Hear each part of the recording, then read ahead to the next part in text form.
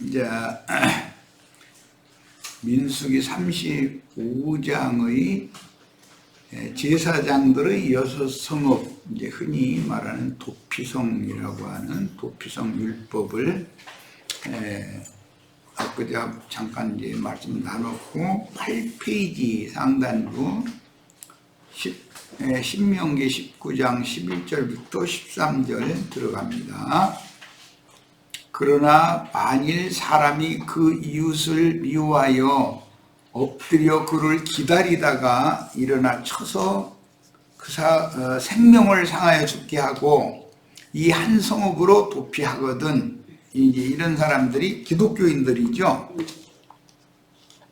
기독교인들이 들으면 우리가 살인범들이냐부터 이럴 가면서인데, 도피성이라는 것은 교회를 말하기 때문에 교회에는 사실은 진실되게 회개하고 용서받은 적이 없는 사람들도 많이 들어올 수 있는 거잖아요. 그 얘기예요. 그 본 성읍 장로들이 사람을 보내어 그를 거기서 잡아다가 보수자의 손에 넘겨 죽이게 할 것이라. 보수자라는 건 예수님을 말하는 거예요. 내 눈이 그를 긍휼히 보지 말고 무죄한 피 흘린 죄를 이스라엘에게서 제하라. 무죄한 피를 흘린 죄라는 것은 가인의 길에 행하는 자들을 염두에 두는 말이에요. 유다서에 보면 가인의 길에 행하는 자들이 나오죠. 그들이 다 몰지각한 목자들, 물 없는 구름, 뿌리까지 다 말라 죽은, 죽고 또 죽은, 가을, 열매 없는 가을나무 등등, 이제 여러 가지 표현을 했는데, 누구를 말하는지를 쉽게 아실 수 있을 거예요. 그리하면 네게 복이 있으리라. 자, 신명기 19장 15절로 21절. 네 눈이 그를 긍휼히 보지 말라. 기독교인들 긍휼히 보면 안 돼요. 우리 김영숙 자매 기독교계 그 목사들 불쌍히 여기게 해달라고 자꾸 그래서 하는데, 긍휼히 보면 그 사람들은 자기네들이 신앙을 지도를 잘하고 있다고 지금 자부하고 있지, 자신들이 살인자라고는, 본인들이 영적 살인자라는 거, 영혼을 살인하는 살인자라는 건 꿈에도 생각을 안고 있기 때문에, 생명은 생명으로, 눈은 눈으로, 이는 이로, 손은 손으로, 발은 발론이라. 율법이라는 건 어떻게 해서 상대방 발 다치게 했으면 그 사람 또 상대방 발을 똑같이 다치게 해야 되고, 만약에 문자대로 하자면 참 율법이라는 건 그러니까 전혀 은혜와 긍휼이 없는 게 율법이죠. 자, 민수기 35장 22절로 28절. 악의가 없이 우연히 사람을 밀치거나 이런 거는 오살죄라고 그러죠. 오범죄라고 그래요. 고범죄와 오범죄를 잘 구분을 해야 돼요. 이제 요한 1서에 보면 용서받을 수 없는 죄도 있지만 용서받을 수 있는 죄도 있다 그랬어요. 그런데 그건 용서받을 수 있느냐 없느냐라는 것은 오살죄냐 고살죄냐의 여부로 판정을 하는 거죠. 악의가 없이 우연히 사람을 밀치거나 계를 엿봄이 없이 무엇을 던지거나 보지 못하고 사람을 죽일 만한 돌을 던져 죽였을 때, 이는 악의도 없고 해하려 한 것도 아닌즉 회중이 친자와 피를 보복하는 자 간에 이 규례대로 판결하여 피를 보복하는 자의 손에서 살인자를 건져내어 그가 피하였던, 그러니까 율법 제사장들, 율법의 저주 아래에 있는 자들 중에서 자기가 정말로 마땅히 죽을 수밖에 없는 죄인이라는 하나님 앞에서는 이런 걸 진실되게 뉘우치고 돌이키는 사람이라면 그를 이제 그 영혼을 지옥불에 던져놓는 이제 최종 이제 살인범에 대한 형벌인데, 그렇게 해서는 안 되는 거죠. 지옥불에 들어갈지라도 그를 용서하고 건져내서 은혜로 구속하실 수 있는 대제사장이 순회를 하지만 이제 주의 성령의 정당한 은혜의 성령께 정당한 판결을 받아서 하나님 앞에 긍휼히 여김을 받고 은혜를 받아서 살리심을 받을 수 있도록 해줘야 되는 것이죠. 자, 그가 피하였던 도피성으로 돌려보낼 것이요, 그는 거룩한 기름 부음 받은 대제사장이 죽기까지 거기 거주할 것이니라. 이랬는데, 거룩한 기름 부음을 받은 대제사장이 죽기까지라는 것은 예수님이 오셔서 모든 죄인들을 위해서, 죄인들이 모든 그 죄와 허물들을 대신 짊어지고 대속물로 죽임당할 때까지, 구약 백성들이라도 이렇게 믿는 자는 예수 그리스도가 오실 때까지 구원을 받는 것이다 라는 말이죠.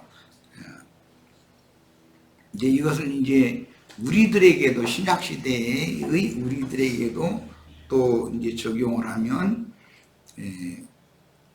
주님의 피를 흘린 것만이 다 완성이 아니고 그 피를 우리와 우리 자손들에게 돌리셔서 이랬기 때문에 신약의 주의 성령께서 보내신 진리의 증인들이, 그 순교자의 수가 찰 때까지 우리는 반드시 교회 안에 머물러 있어야 된다. 교회에서 양육받고 보호를 받아야 된다. 그러니까 양면으로 적용을 하는 거예요. 26절, 그러나 살인자가 어느 때든지 그 피하였던 도피성 지경 밖에 나가면, 도피성이라는 이 말은 노아의 때에는 방주라고 되어 있죠. 방주 밖으로 나가면 죽는 거잖아요. 도피성 밖에 나가면 당연히 죽는 거예요. 교회 밖에 나가면 어둠과 사망 권세가, 즉 세상신 마귀가 세상을 지배하고 있고 세상 사람이 되면 죽는 거잖아요, 그게. 그러니까 도피성 지경 밖으로 나가면 피를 보복하는 자가 도피성 지경 밖에서 그 살인자를 만나 죽일지라도 피 흘린 죄가 없나니, 이는 살인자가 대제사장이 죽기까지 그 도피성에 머물러야 할 것입니다. 대제사장은 아론 반차의 대제사장으로 인자 예수가 오셔서 죽으면 아론 반차의 대제사장 제도가 끝나는 거죠. 그러고는 멜기세덱 반차의 영원한 성령으로 말미암는 대제사장 제도가 실현이 되기 때문에 신약의 교회 성도들은 순교자의 수가 찰 때까지, 또 이방의 충만함이 찰 때까지 반드시 교회 안에서 보호를 받고 양육받다가 주님의 날을 기다려야 된다, 그런 말이에요. 대제사장이 죽은 후에는 그 살인자가 자기 소유 땅으로 돌아갈 수 있느니라. 그러니까 구약 백성 같으면 예수님께서 구속을 이루시면 자기네들의 믿음이 그때 적용이 되는 거죠.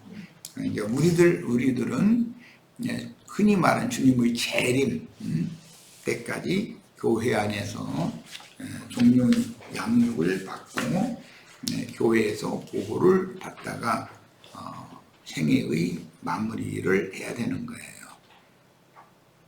자, 이달락에는 오살자를 보호하고 그 생명을 살리기 위한 판결법이 기시되었는데, 이 율법 말씀은 죄인된 인류의 구원을 위해서 제정하신 것이며 하나님의 공의와 예수 그리스도의 대속을 위한 죽으심을 기시합니다.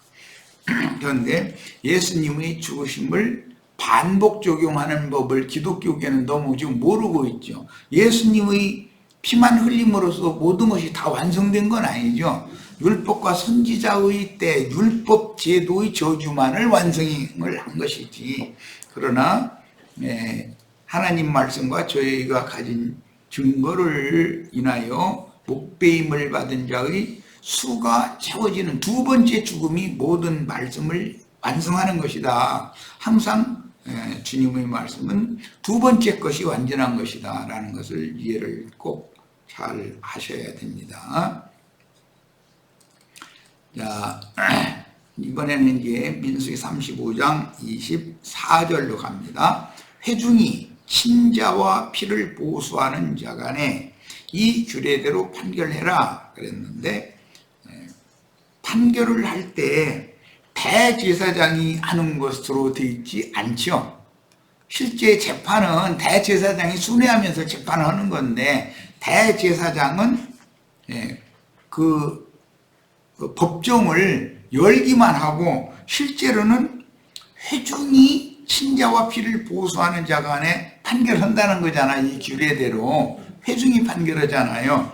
그런데 회중의 판결이 오판일 수가 있죠. 예수를 죽일 때 회중이 오판을 했었던 거잖아요. 그러나 이제 주님께서 임금으로 또 대제사장 재판장으로 법정을 열면 거기엔 배심원들이 있어서 이제 배심원들에 의해서 그 사람이 용서받을 수 있는 사람인지 위선자인지 이걸 판결을 받는 거잖아요. 이런 것은 구약의 율법이 그대로 신약에도 적용이 된다. 그래서 우리 형제 자매님들은 주님의 재림 때 주와 함께 오는 세상을 위하여 함께 주와 함께 재림에 참여하여 보좌들이 함께 앉아서 이스라엘 12지파를 재판하는 그런 권위를 다 받아야 되겠어요. 부지불식간의 친자는 오살자 즉 자기 옛죄를 회개하고 돌이켜 회중들이 모여 제사장들과 함께 거주하는 곳인 도피성으로 도망하여 목숨을 보존한 자이며, 피의 보수자는 공의의 하나님입니다. 구약의 예로는 하나님이죠. 그런데 실제로는 그 계시록에는 예수님께서 큰 음료의 성에 무지한 피가 거기 큰 음료의 7머리들, 그 큰 음료의 성에 성도들과 사도들과 선지자들의 피가 거기에 보였다 그랬어요. 그들이 피를 그렇게 많이 흘렸던 것이죠.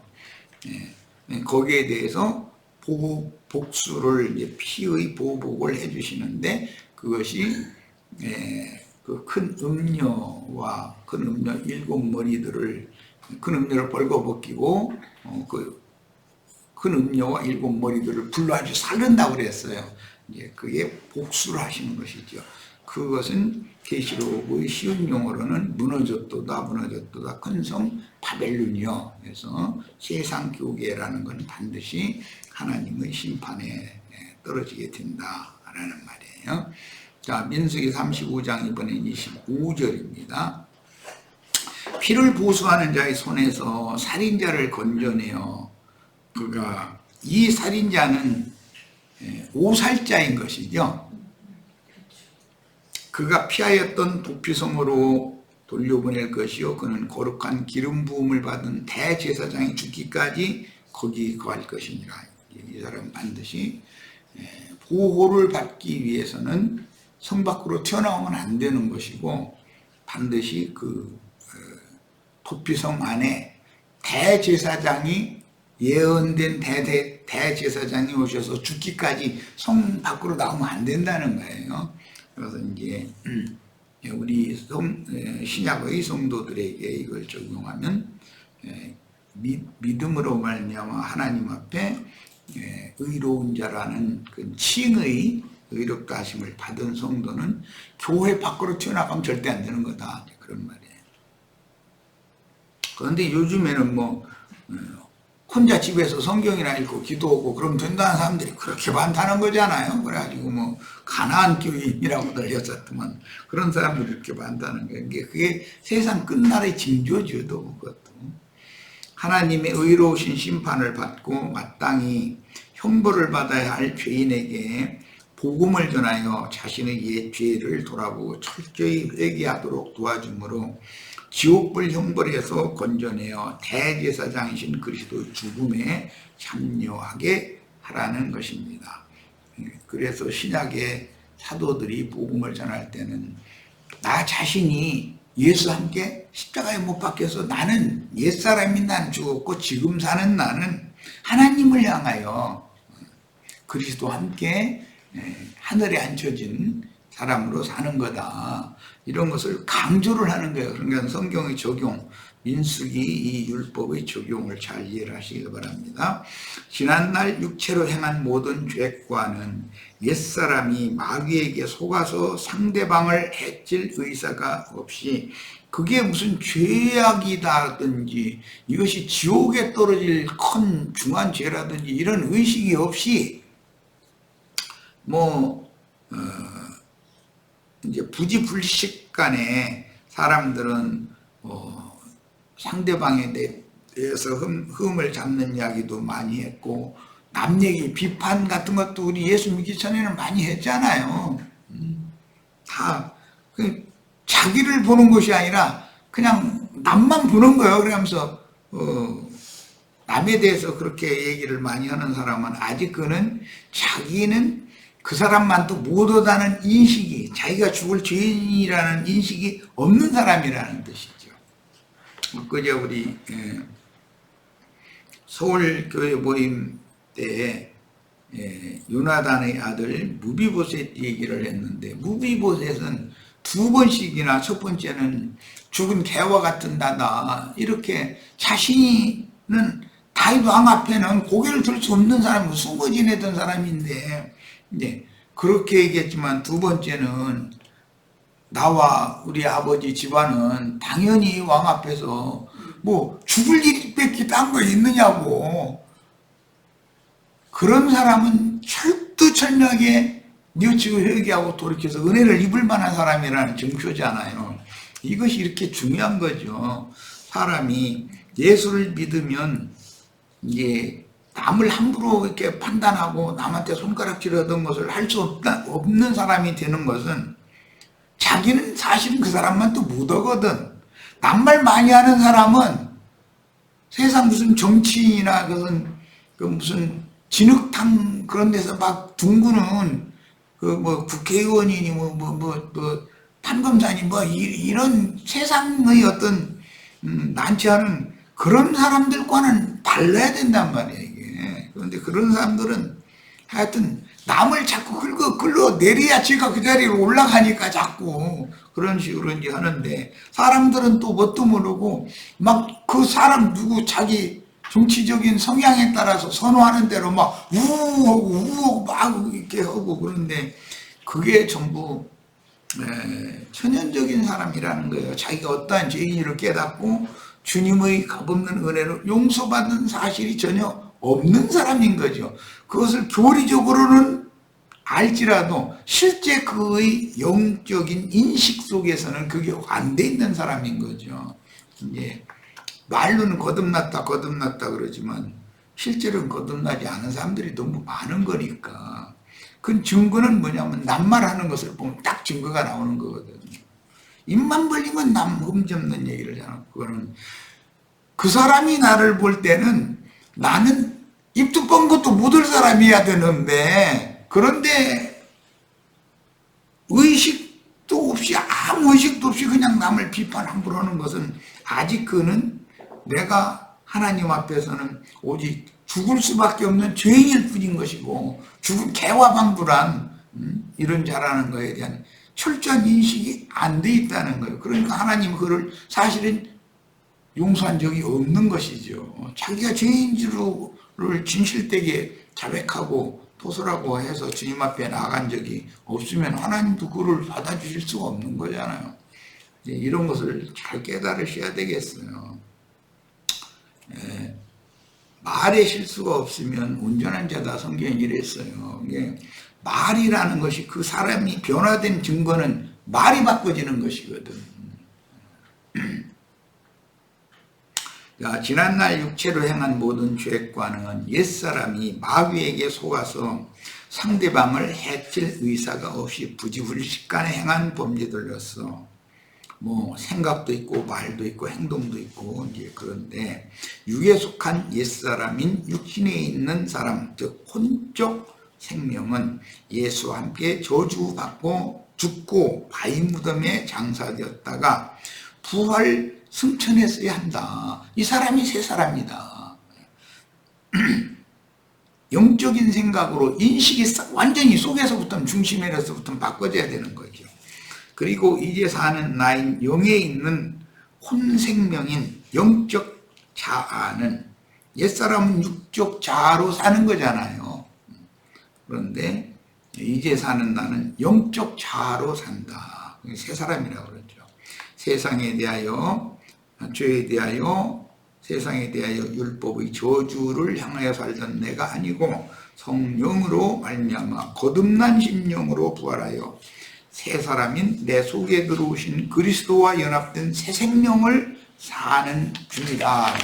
이것이 도피성 생활인 것이죠. 도피성에서는 제사장들이 계속해서 그걸 가르치는 거예요.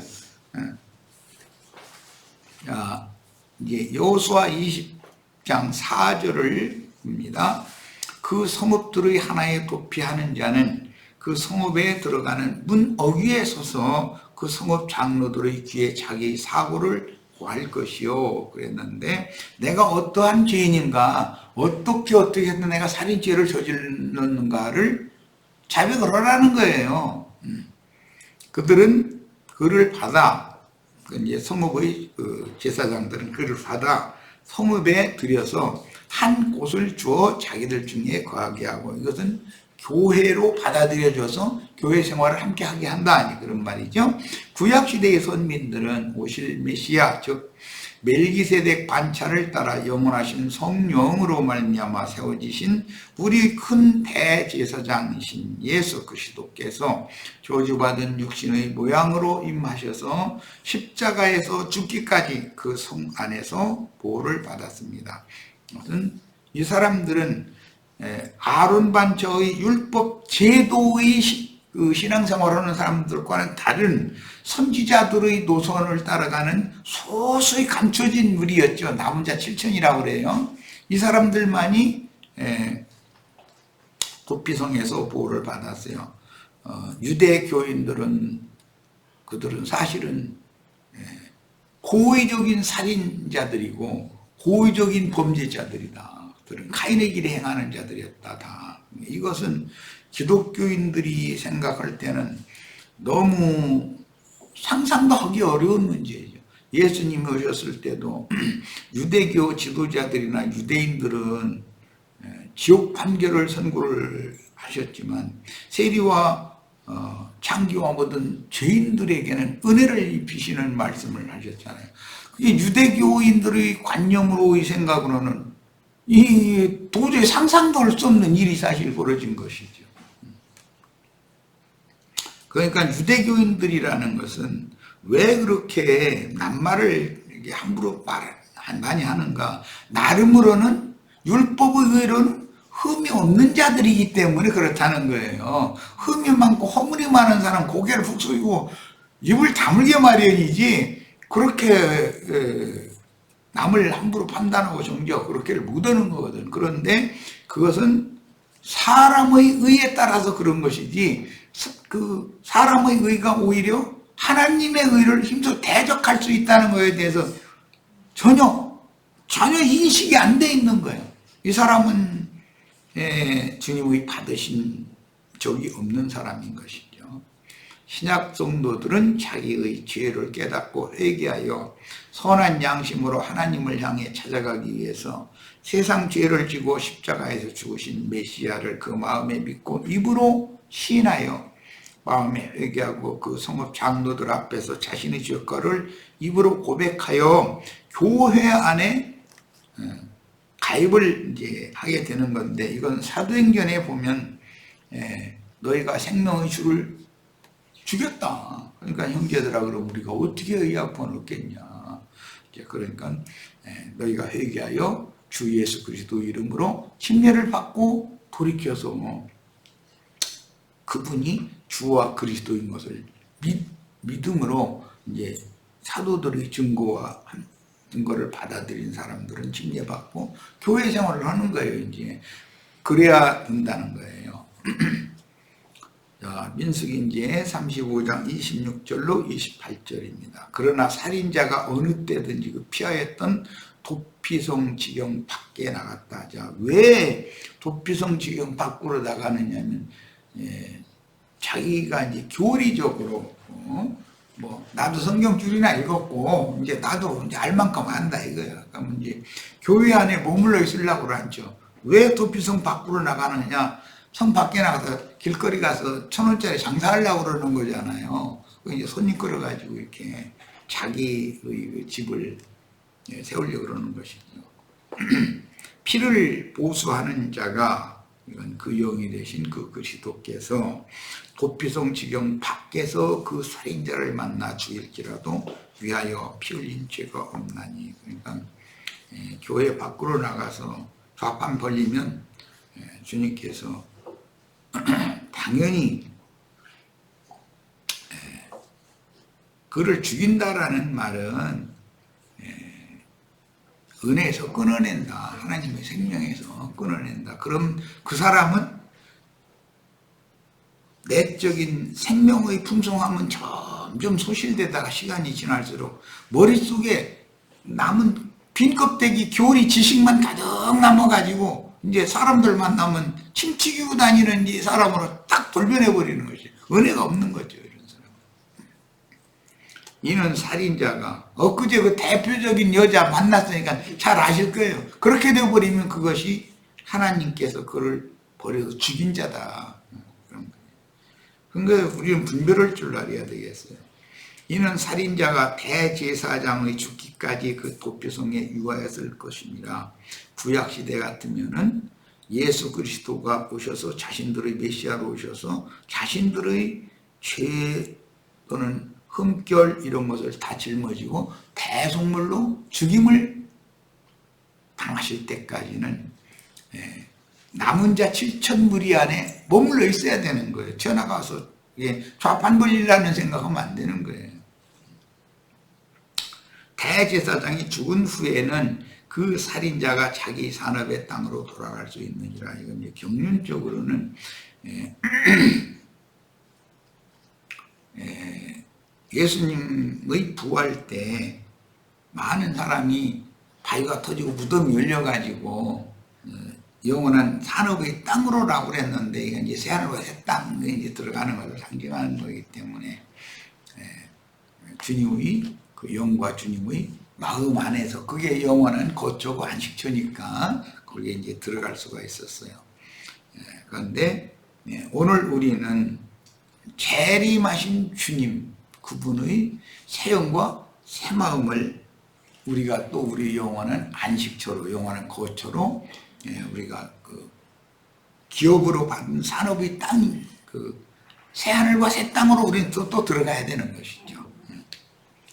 자, 인자 예수의 죽음은 아론 반차의 제사장 제도의 종결이니 인자의 죽음은 아론 반차의 끝이죠.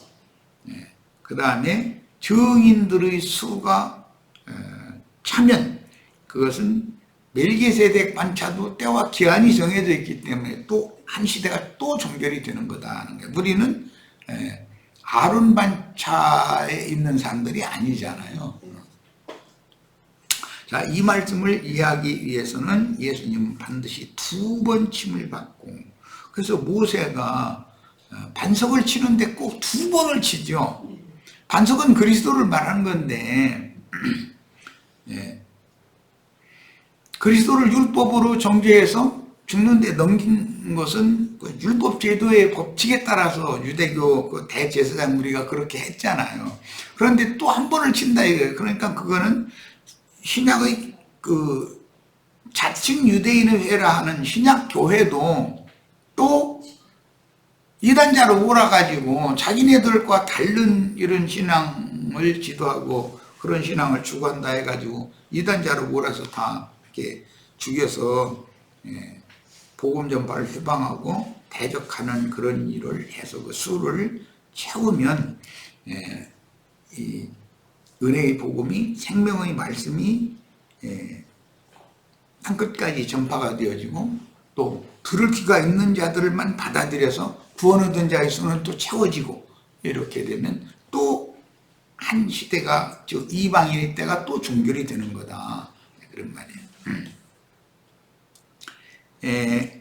한번 마음으로 믿고 자기 죄를 고백하고 사하심을 받아 교회 안에 들어왔다가 다시 그 마음에 교만이 들어와서 도피성 밖으로 임의로 나가 방자에 행할 때 먹이를 찾아 우는 사자와 같이 두루도는 마귀를 보내어서 물어 죽이게 하십니다. 그런데 이런 마귀에게 물려서 죽임당한 사람 치고 자기는 성경이 그냥 다 알아. 성경 박사들이야, 다 전부. 이게 지금 정말 참 헷갈리는 거죠. 남만 들을 필요가 없는 거지 뭐. 엊그제 그 여자가 남말 들을 필요가 있어요, 그런 사람이?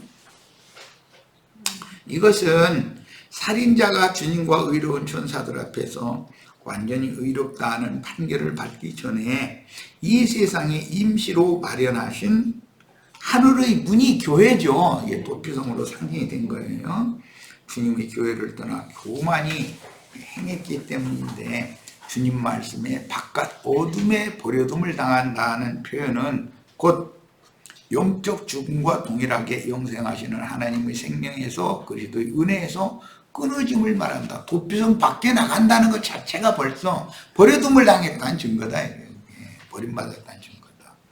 그 다음에 여호수아 20장 5절 6절 피의 보수자가 그 뒤를 따라온다 할지라도 그들은 그 살인자를 그의 손에 내어주지 말지니 이는 본래 미워함이 없이 자기 죄를 성문에서 고하고 제사장이 이리로 들어오라고 해서 성 안에 들어가서 지나가지 않고 머무는 사람은 그가 죽인